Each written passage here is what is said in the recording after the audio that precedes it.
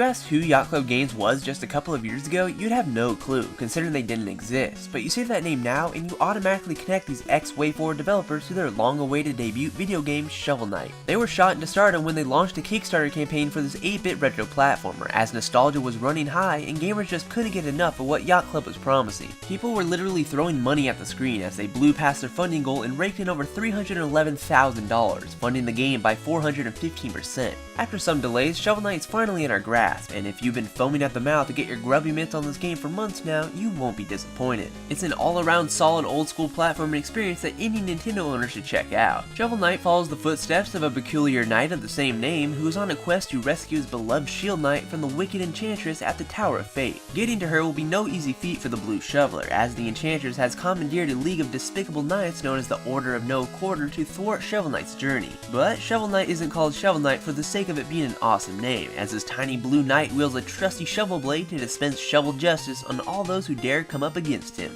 It's really a multi-purpose weapon, as it becomes a means for attacking and platforming, as you stab, dig up treasure, and perform a downward thrust on enemies Scrooge McDuck style to deliver some pain, all the while catching some extra airtime to reach those tricky platforms. With rock-solid controls, Shovel Knight becomes a joy as you venture forth through its array of stages, each showcasing something different and introducing new gameplay ideas to keep things fresh. I couldn't help but notice that the levels are very reminiscent of something that you would find in Mega Man, as the knights from the Order of No Quarter have their own unique level designed around a specific theme, so they all really have a distinct vibe. For example, Mole Knight's Lost City is brimming with lava and fiery creatures, while Spectre Knight's graveyard-esque landscape is dark and dreary, and will shroud you in complete darkness at times, forcing you to make careful jumps, and so on. Yacht Club Games did a great job in crafting stages that aren't just pushing you from point A to point B, but rather ones that will keep you hanging around to search for secrets tucked away.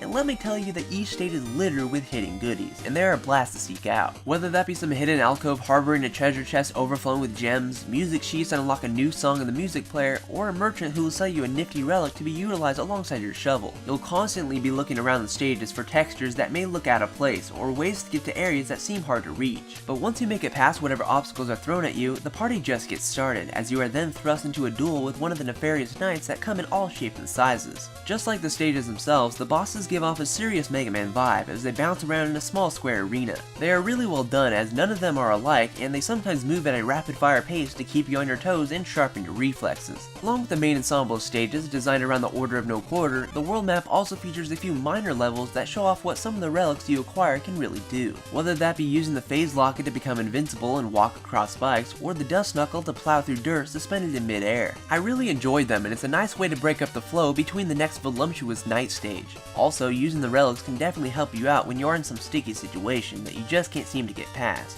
as using a few shots from the flare wand to attack enemies from a distance is extremely helpful. Now you may be wondering, what's up with all the gems spewing out of every dirt-clawed enemy and treasure chest? Well, it's not there just to be collected and then hoarded for no reason. No, you'll actually use that money you earn to buy upgrades for the Blue Shoveler. These include enhancements to your shovel, new armor with different abilities, and health and magic upgrades, giving the game a very light RPG element and a sense of character progression. Now, Shovel Knight is not the easiest game you'll ever play, and it's not unbearably hard, but it instead finds itself at a nice middle ground between the two, to flex your platforming prowess without it being a cakewalk or overly frustrating. I died over 80 times throughout my journey, and it's not because of some faulty mechanic, considering the controls are really tight, and you really don't have to worry about surprise deaths. But instead, it's because of user error. And thankfully, there are checkpoints placed at specific points in each stage, so you aren't severely punished for reaching your demise. Now, if you love pixel art, then you're going to love staring at Shovel Knight's 8-bit aesthetics, because Yacht Club Games did a fantastic job. Restricting themselves for the most part to the limited color palette of the NES, Yacht Club was able to pull off a variety of colorful environments and detailed backgrounds, from the warm sunset of Propeller Knight stage to King Knight's majestic gold castle accompanied by cool purple skies. And since each knight has their own unique stage, each level will have a completely different look, so you won't get bored from staring at the same setting over and over again. Wait, hold it. Is that a horseman? Awesome! Mom, you gotta check this out!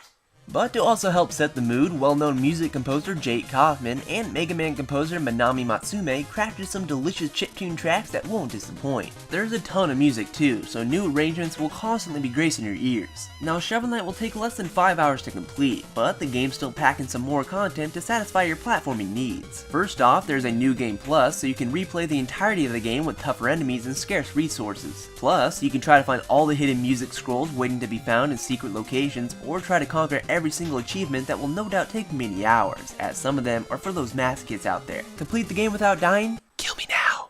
But since the game did so well on Kickstarter, it hit every single one of its stretch goals, which means more content for us. The thing is, not all that extra content is included in Shovel Knight's initial release. That means the challenge mode, 3 playable boss nights, a gender swap mode, and the 4-player battle mode are all excluded from the game for right now. Even though we'll have to wait for this onslaught of content via free updates in the future, this first version of Shovel Knight does have a fair amount of content to keep you occupied. So if you have a 3DS or Wii U, Shovel Knight should be a game that is found in your digital library, especially if you're a platforming or Mega Man fan, as you'll definitely feel the influences. There really isn't much I can say that needs to be corrected in Shovel Knight, as the controls, variety of gameplay, visuals, and music are all pretty well done.